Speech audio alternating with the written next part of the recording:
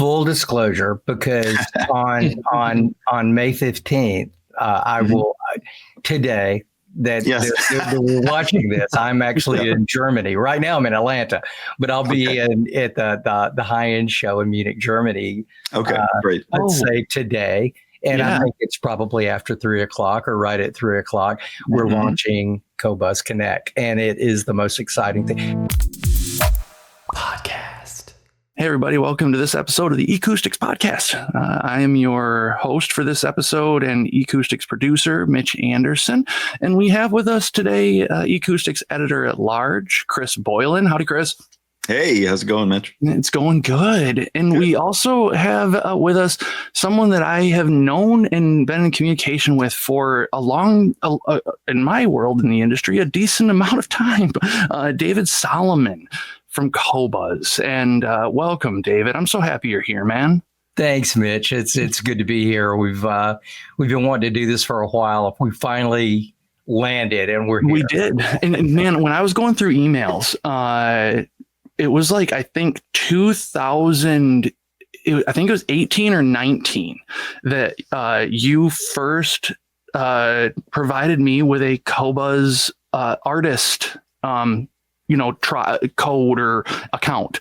And that means going on 7 years, and Qobuz is, like, in my opinion, strongest it's ever been. I think that is just ripping, man. That is some really cool stuff. What's been this not secret, but the drive behind you to keep pushing this to this beautiful platform that Qobuz has become? Tons of music lovers. I know that sounds a little cliche. No, it doesn't. But everybody at Qobuz, they're just huge music lovers. That's why we're in the business, right? Mm-hmm. It's not a cherry on top of a conglomerate. It's the only independently owned streaming service, major streaming service that there is. But we don't own, other multi-million or billion-dollar companies. This is our company. So it was really annoying at first, or I wouldn't say annoying, I would say frustrating, because we've grown fairly slow. This hasn't been like this overnight thing. We started Dan and I started in 2018. We launched Valentine's Day 2019, so February 14th, 2019. And we launched with about 30 million tracks. I mean, it was like, to a lot of people, it was just a joke. It was a lot of classical, a lot of jazz. I mean, that's how the company started. It was really mainly started as for people that wanted to really listen to the best quality jazz and classical. The company owners, they're huge fans of this kind of music, and that's kind of how it started. So, when I started, there were so many people that we just didn't have, so many main artists that we didn't have. So it took quite some time for the mainstream to start looking at Qobuz, and it was quite some time before we could match the catalog of, Apple or near Spotify or those other kind of companies. It took us a long time, but now if you start looking at the cut count for all of the services, it's somewhere around 110 million. And we're now right there with everybody else. So now it's really hard to not find things on Qobuz or to miss things on Qobuz unless they're just not streaming at all. But if you do happen to find something right in the app, there's a little request tab. And you go, oh, you guys don't have my favorite Scottish nose whistle band, or whatever. These days it gets pretty it gets pretty obscure. Oh, you don't have the whatever it is that you've never heard of, but they can put the catalog number or where it's being streamed, and our guys actually take a look at it and try to get those. It's very true. I mean, I was going down a path, I don't know, like a couple weeks ago. It was really recent. And I was like, my gosh, I want to listen to Spiral Architect so bad, like a tech metal group from like 89, but they are like wizards of the fretboard. And I was like, I wonder if this is on Qobuz. Like, this is pretty deep. And there it is, Cloud Constructor, baby, just ripping. It sounded incredible. It was. I was so happy it was on there too. And that goes in. So not only like with the catalog growing, but also being able to find so much music, niche or otherwise. I was really glad to see that, because as a artist, and all three of us in this conversation right now are artists, which I think is really important to note. Well, I'm a drummer. We just hang out with musicians. David's a drummer too. Hey, all right, man. If you're listening to the audio only version of this, David's got his DW kit behind him and an Ovation guitar, and big old folded subwoofer. It looks like 18 in there too. It's But when I looked that up and I found Spiral Architect, that is, in my opinion, that's like a musician's search. And Qobuz, in my opinion, is the musician streaming service.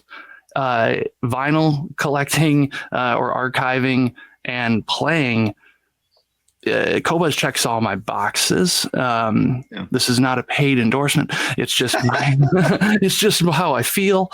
And I think that comes across, David, so hard because of how Qobuz views artists and the art of music, especially in an industry, the streaming industry, that is rampant with almost theft of art. I said almost.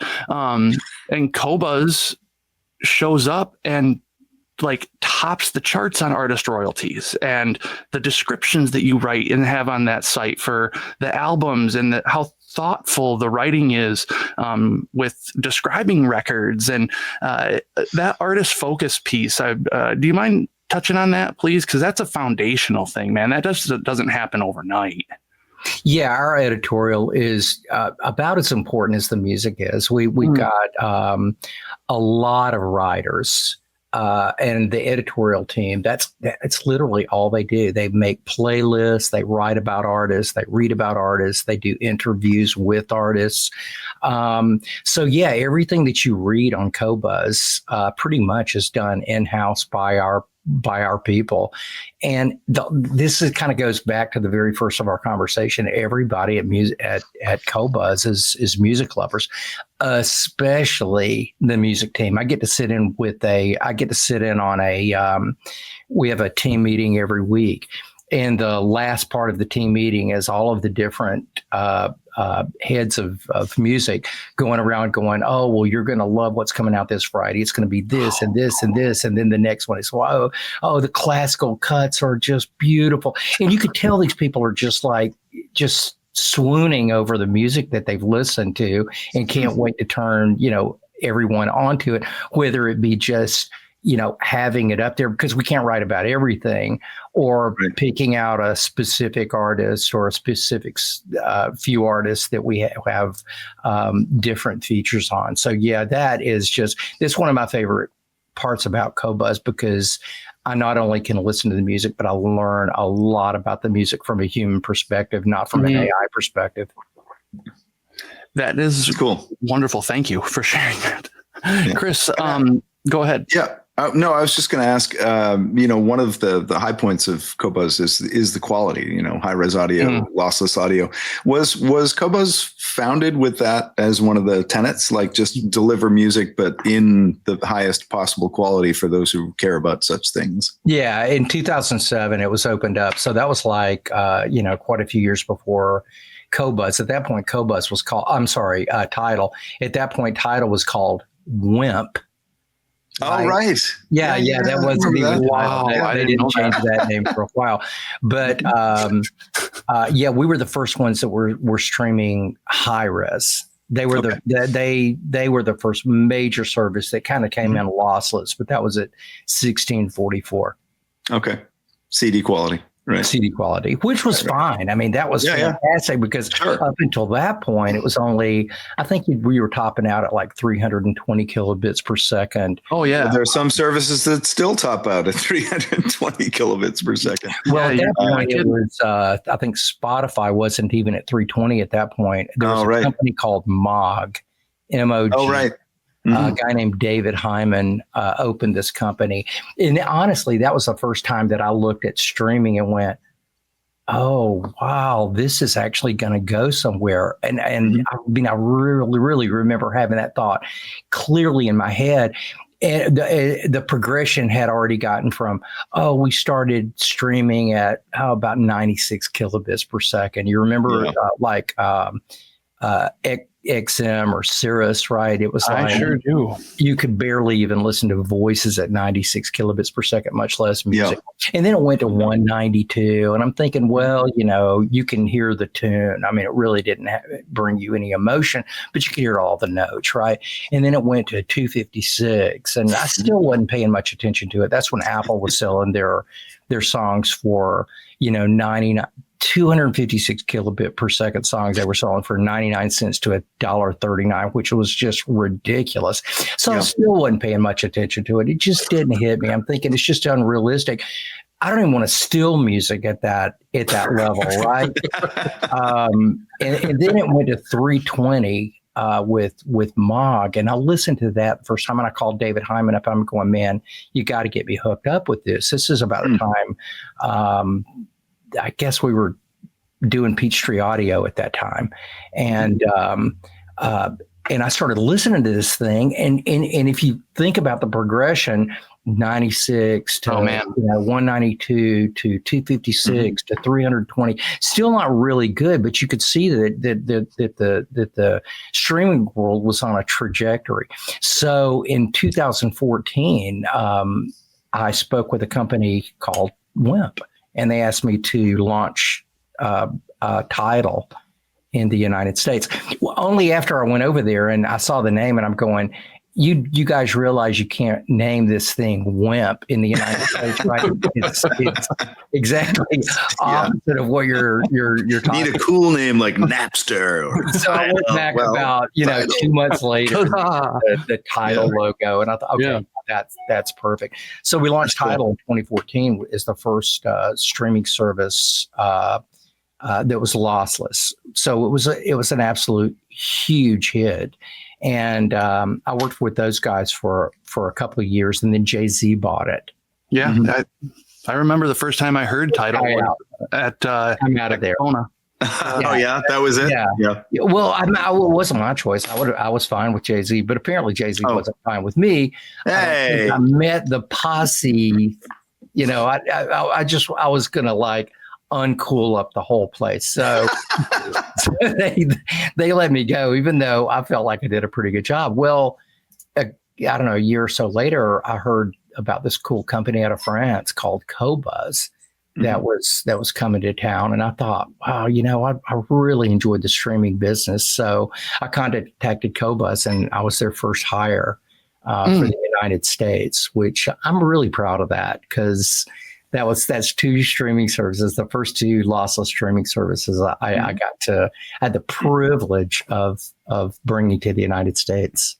Man, is that cool? And I just can't help but think about my background in radio as you're saying this stuff, and how the launch or the integration of streaming radio into terrestrial stations was happening really right at that exact same timeline.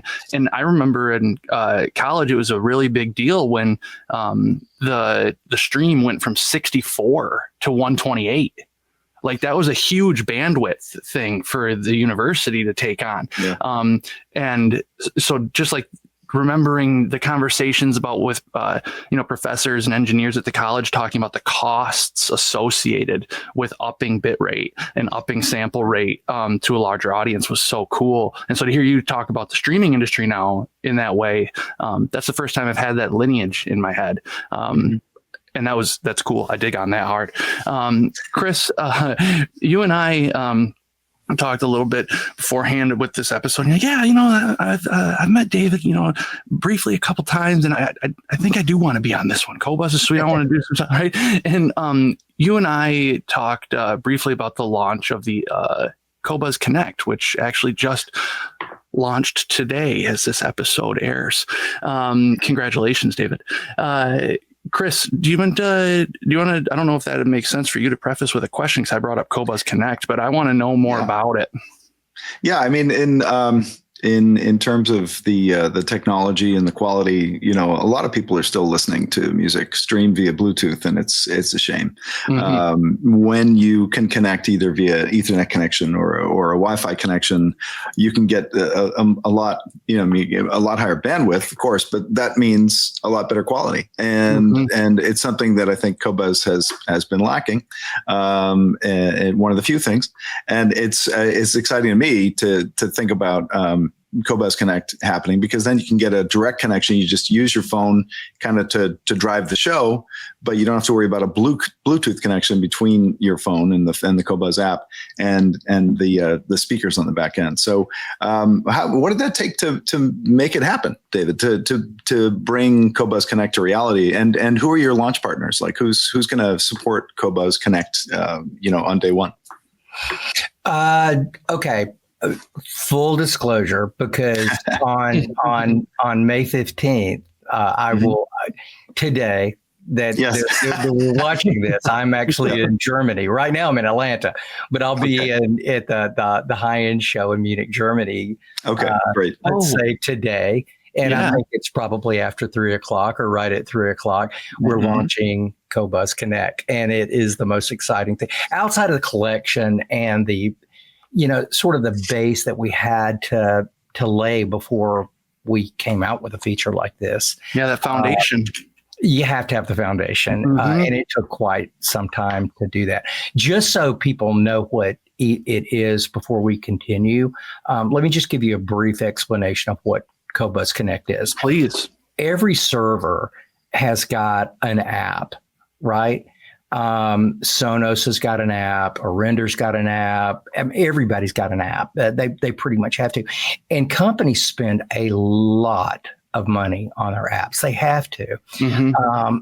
But no app from any company is going to come close to really any streaming service, not the functionality of it. So Qobuz today, it released to the full public Qobuz Connect, which will allow you to open up the app on your Qobuz phone or a tablet and control almost any streamer. Almost everybody is on board. In fact, I believe right now Tidal has about 40, and they've been doing Connect for what, 2 or 3 years now? 40 brands. Yeah, they got about 40. We're right now, about 2 weeks before launch, we've got about 47. There'll be quite a few more that are working on it that should come on before the launch. But it's going to be so much easier because you're going to be able to open up Qobuz. You'll be able to see the homepage. You'll be able to go to your playlist, which you can sort and filter almost any way that you want to. A lot of servers don't even have that. You just go to your playlist, and you have to, if you've got 100 playlists, that gets really, really tough to find the playlist. So you'll be able to see those playlists in alphabetical order or last added, or you can just search the playlist. Like my favorite playlist that I've made, the one that I use the most, is just drums Qobuz, and it's got my whole playlist that I mess around with when I'm playing. In fact, I'll have to turn you on to it, Chris. You'll like it. Yeah. It's a fun list. Is there any Rush on that list? It's all Jimmy Cobb. It's just nothing but Jimmy Cobb. No, it's actually you'll flip when you see the Max Roach. Is there any Max Roach on there? Blasting. I'm not even going to say anything. I'm just going to do it. And send me a link. You're going to call. You'll call me up and you'll go, Dave, I love the list, but or I hate the list. Either way, all right. We'll get the conversation going anyway. So basically, every component that you have, you're just going to be able to use one app, and that's the Qobuz app, which is going to do probably about 30 to 50% more than any other apps do right now anyway. So it's going to be a huge step up. What does that mean? Like more than the other apps do? You'll just be able to have all of the features available to you that Qobuz offers on our app, which none of the apps have close to all of the features. So I'm a very desktop oriented person. I'm not like, I have my smartphone and use it obviously, but it's not my favorite tool. And so will the app like kind of now work more like the desktop, or like it'll be fluid like the desktop? Like, is that kind of, I'm okay. The desktop is the mobile, basically. It'll look exactly the same. So you'll be able to use it straight from your desktop and just choose what component you want to use, hit play, and it'll go straight to the component. Yeah. I just got a Marantz M1. We've never been with Hios before. So we'll be launching with Hios. And in fact, even today, it works perfectly. And so we'll pick up, I don't know, Hios is one of the largest manufacturers of streamers in the world. So we'll literally pick up quite a few million possible users just with this launch. So we're really, really excited about that. And is it lossless over Hios? Keep one more time, Chris. I'm sorry. Is the quality the same over Hios? It's lossless at least, right? Oh yeah. You get a full resolution. We go all the way up to 24:192. Right. Or if you transition it from the numbers that we were talking about before, we were talking about 320 kilobits or 128 kilobits or 96 kilobits. We're looking at over, I think it's about 9,420 kilobits per second once you get up to 24:192. So it's a lot more information. So basically everything that you can do on the app, you'll be able to just send straight to your component. The other cool thing, which I think is even more important, is sharing music and playing music that's been shared with you, because now I'll be able to just copy a Qobuz link, send it straight to you, Chris. And I'm going to do this in just a little bit because I'll send you my. You're going to leave me out? So you'll be able to.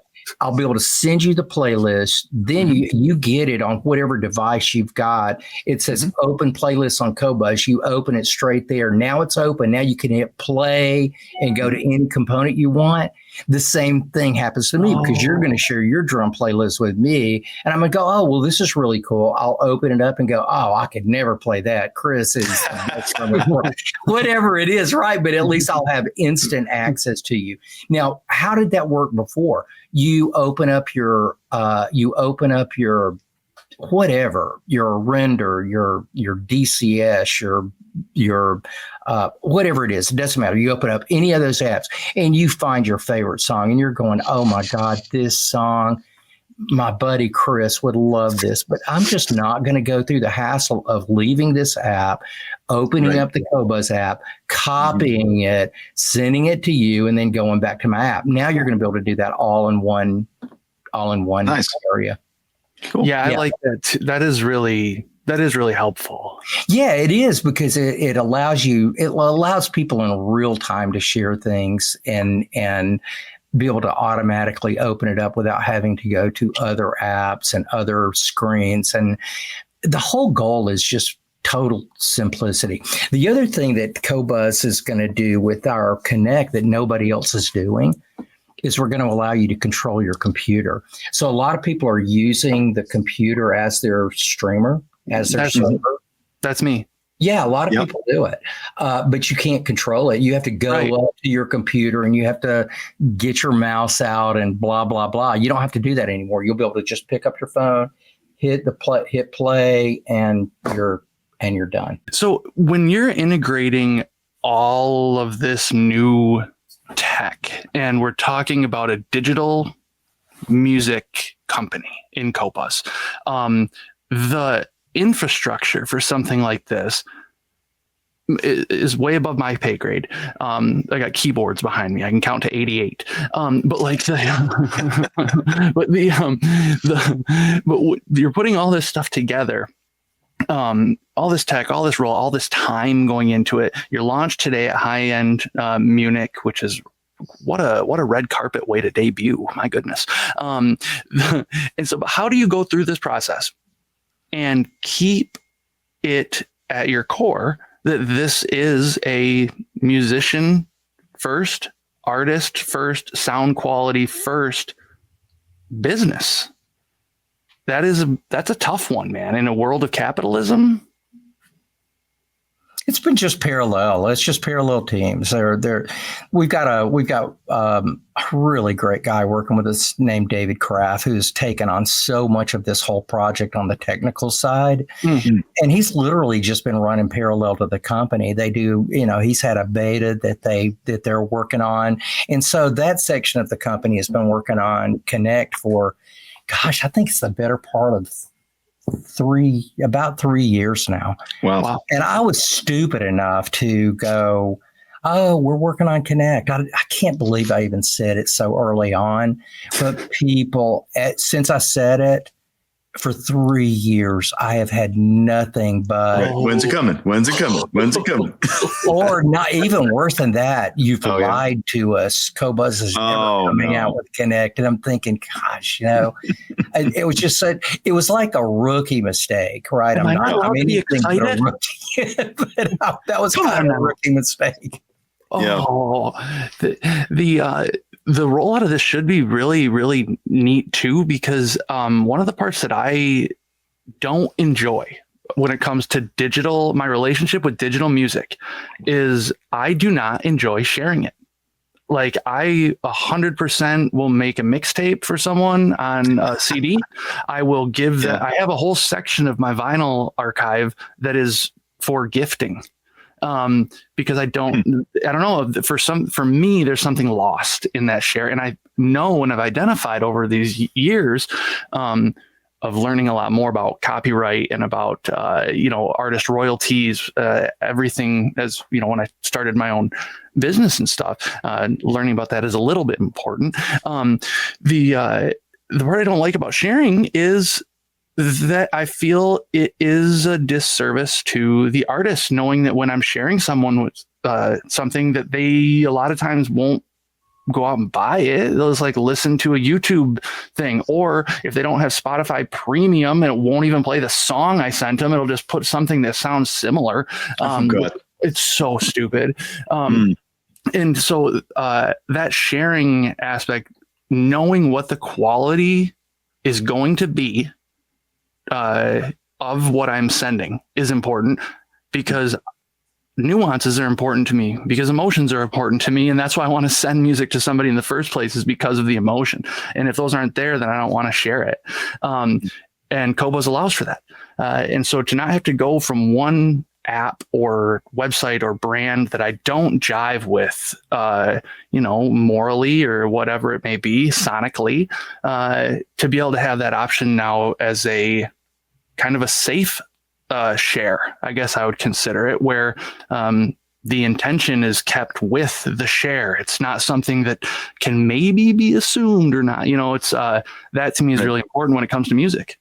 So I'm excited about that. The quality is going to be the same for the sharee, the person who receives that, as it was for you. And and when they click it, that artist that I shared is getting paid the most royalties for that stream out of any streaming service in the world. Right. And is that true, David? Are you guys the most generous with your artists? I mean, what's Qobuz's stance on artist compensation?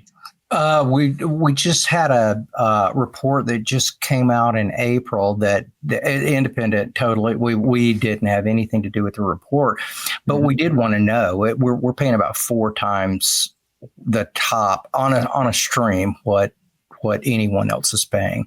Way more, Chris. And I'm really proud of that. You should be. I am, but still, I mean, even if we were to double that, it's this is hard to make a living unless you're like Taylor Swift or something, right? Yeah. So I am proud that we're paying more than anyone else, but there's other ways that Qobuz has for artist help, artist support. We've got a download store. And I'm really proud of the download store because artists get paid on scale. And almost every seminar I do or show I do, I mention this because we are huge artist advocates. We do want the artists paid for what they do. So I always ask people, look, Qobuz is one way to do this, but if you're not doing if you're not doing Qobuz, or if you are doing Qobuz or other services, go to the artist shows. And when you go there, don't just clap and put a bic up. Go buy their T-shirt or go buy their album. Support these people. These are the arts. We need to support these people like crazy because it's never been easy to make business in music. You guys both know that. I thought I was going to be a rock star when I was 18 years old. I mean, I really did. I had that. That was my unrealistic goal. You are a rock star, David. It's in your own way. It's so hard to make it in the music industry. Yeah. Those people that have, kind of gotten a grip on it or gotten some kind of a toehold, let's all get together and support them as much as possible. We would, of course, love you to buy their albums on Qobuz. And if that's the only way that you can do it, please do. But other ways too, just any other ways that you can think to support the artist. While we do pay more, and we will want to continue to do that, our download store is just as important, if not more important, for artists than streaming. If you're going to pick one or the other, I mean, that's the one that pays more. But I mean, just because it's a streaming culture and it's a gotta have it now society, it is a big because man, like seriously, $1 or whatever in royalties feels like $1,000 when the one behind it isn't even a penny. And that's that's real. I mean, I'm not making those discrepancies up. That is, royalties can look that different on a dollar, we've got a lot of people that are vinyl fans. I mean, including the staff at Qobuz. I think everybody at Qobuz USA, everybody's got a vinyl rig. And here's what I'll tell you about vinyl.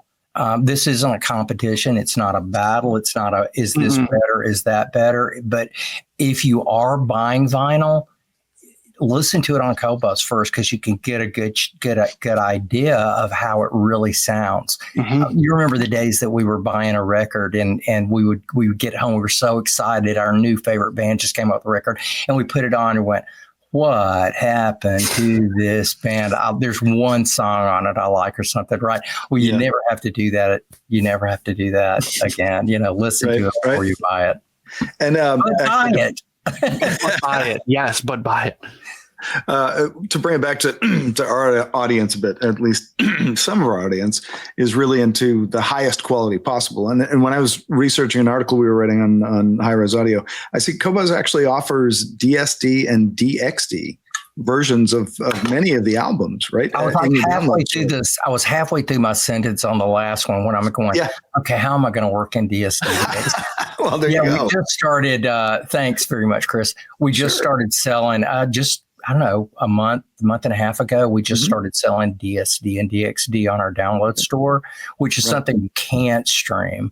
If you do want a quick interjection, if you do, listeners, if you do have questions about DSD, I hosted an episode with Well-Made Music Mastering, and we talked. The whole episode is about DSD and what it is. What's that? It's really good. And it might be audio only. I'm not sure about that. Yeah, I think it's just an audio. Yeah, I'll send you the link and I'll put it in the description to listeners. But I had so many questions about what DSD was, and we did that episode. And I don't think it was too far after that I saw the announcement from Qobuz that you were in DSD, and I'm like, damn, that's hot. So double-edged sword, total double-edged sword, right? Here's the double-edged sword of the whole thing. It's like I stream for free. These guys give me my streaming for free. However, DSD pops up and I'm going, oh, well, I got to buy this and I got to buy this and I got to buy this and I got to buy this. And it's like $500 later. I'm going, what are you doing? It's like I am buying so much stuff on the DSD They give me a studio account. We can't really give away, even to me, we can't give away a Sublime membership. But if I get a Sublime membership, it's going to, with as much as I'm buying in DSD, it's going to end up actually paying for itself, and plus saving me a ton of money on top of that. So I did the Sublime membership myself, only because I don't care that I can't get it for free. I would like to get it for free, but it saves me enough money in the downloads that I know that I'm going to buy. I was buying downloads before, just not at the same rate, because I could stream them. But when I found a new artist like what's her name? Noga Ezra, I think it is. She's kind of a new artist that I bought their standard album, a couple of their albums, just because I wanted to support the artist. But mainly it's like when it's for my collection, I want to buy the DSD, and then that's the stuff I put on my hard drive.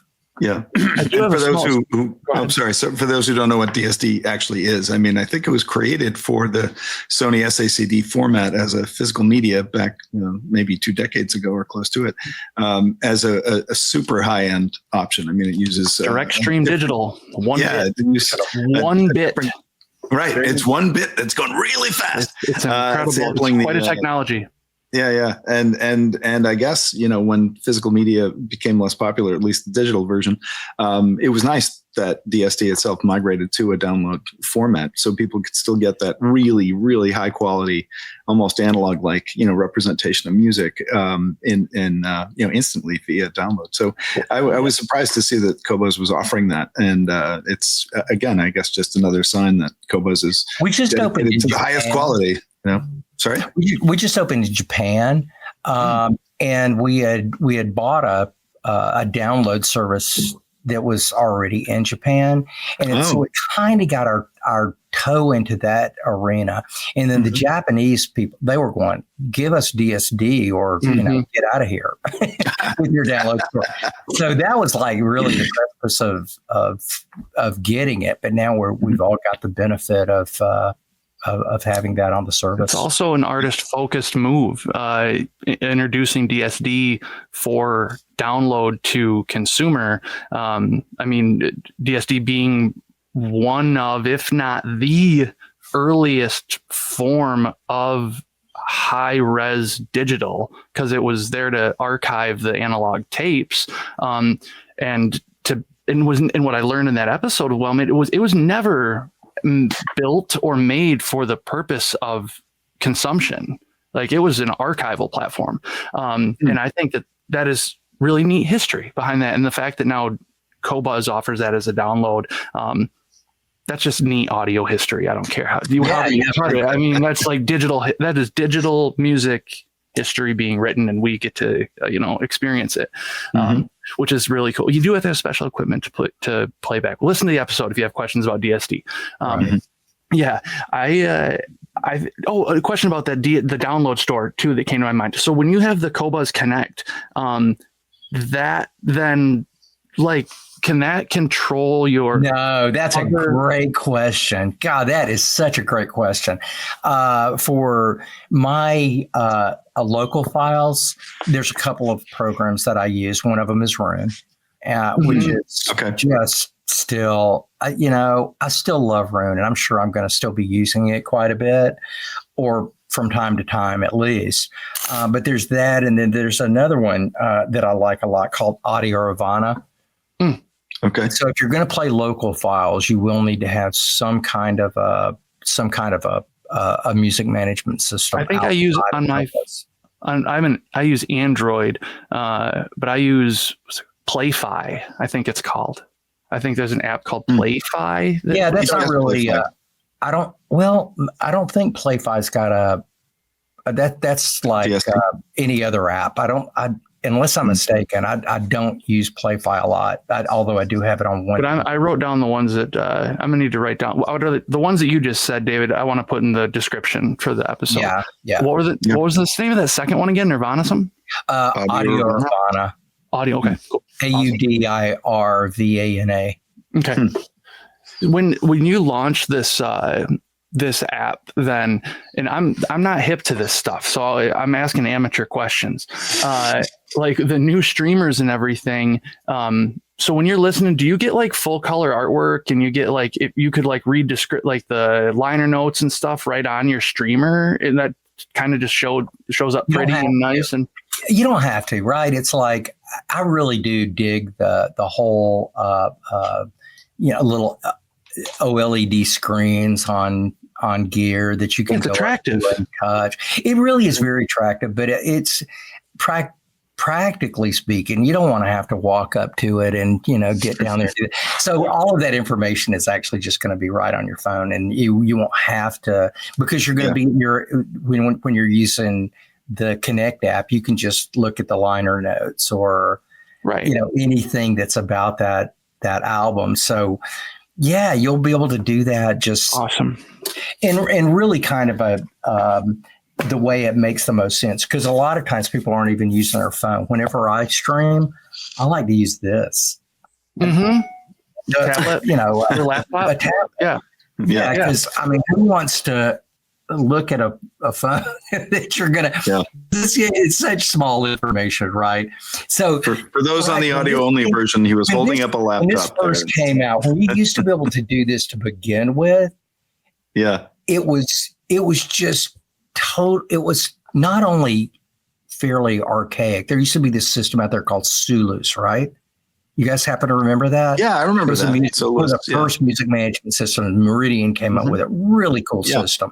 But just the screen cost $6,500. It was ridiculous. It was so expensive to do this. And this really wasn't that long ago, right? So now you pick up your $200 or $300 iPad or your Android pad, and now you got something that works really, really good. It's so visible that I think takes the experience to just another level.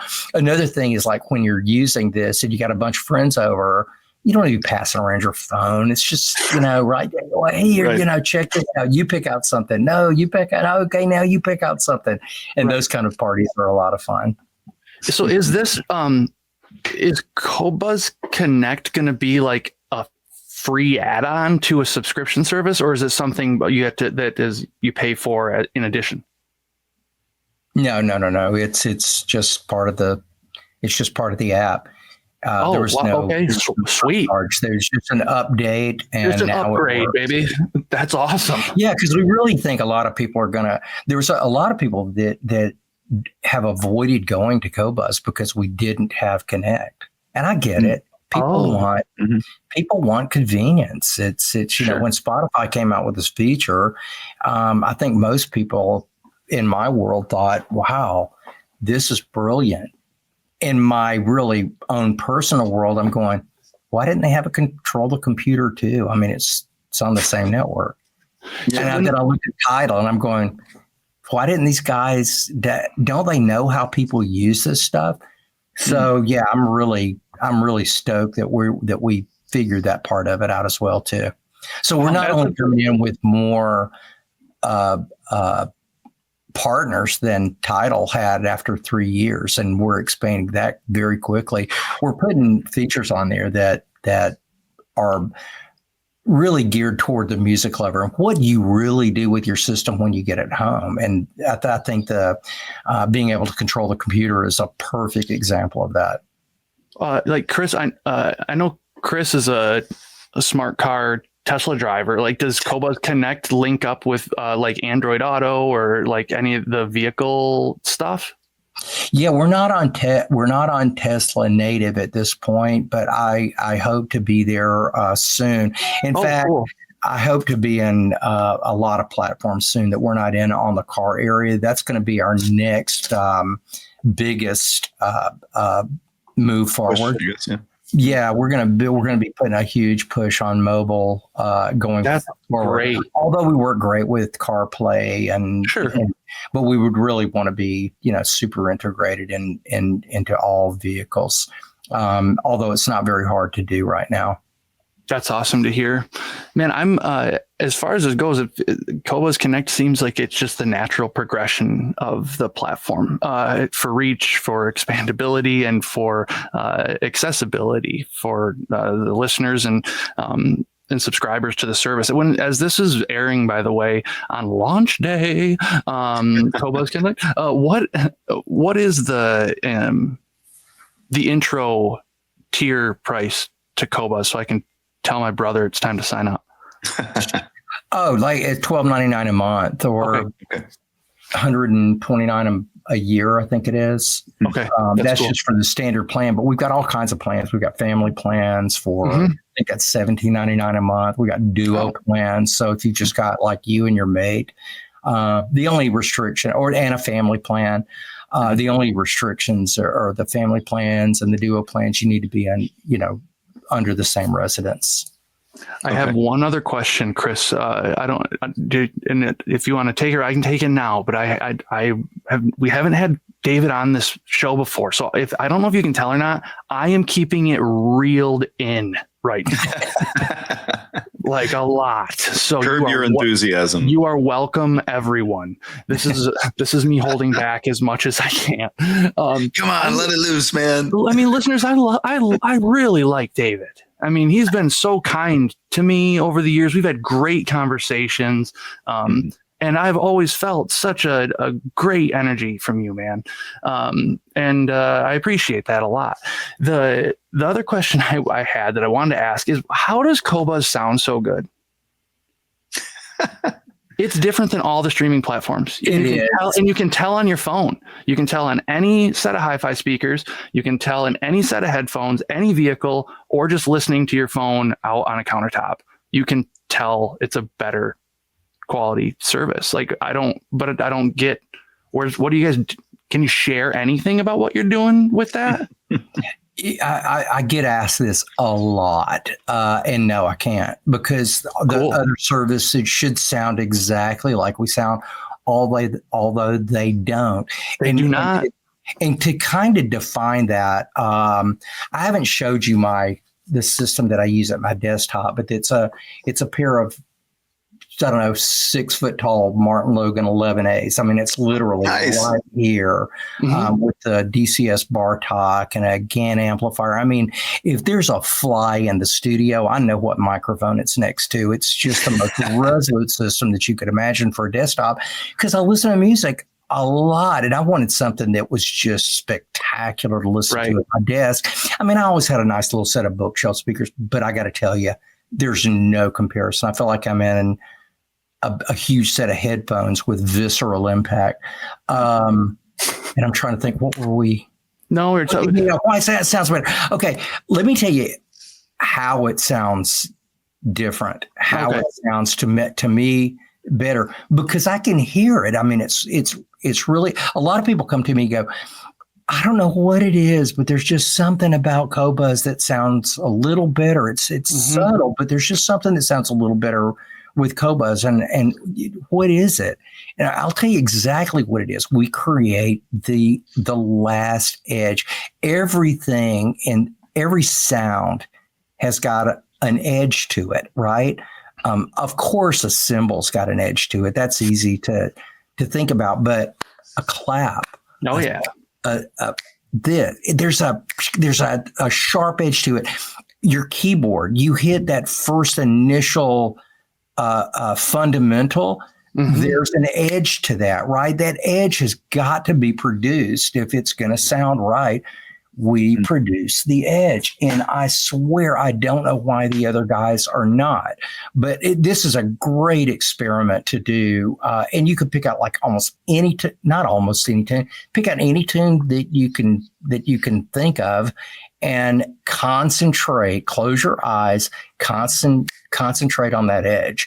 When you do that, you'll come out going, "That's the difference." That makes it sound more realistic. And honestly, that is where a lot of the actual high resolution stuff resides, right? There's nothing in high resolution that's loud. High resolution are the tiniest of details. Mm-hmm.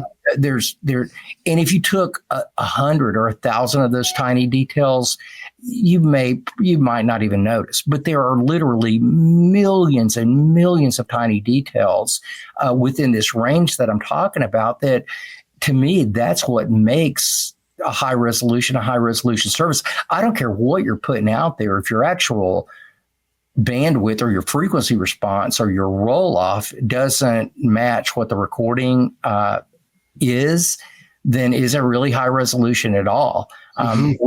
So that is the difference. That's the difference that you'll find.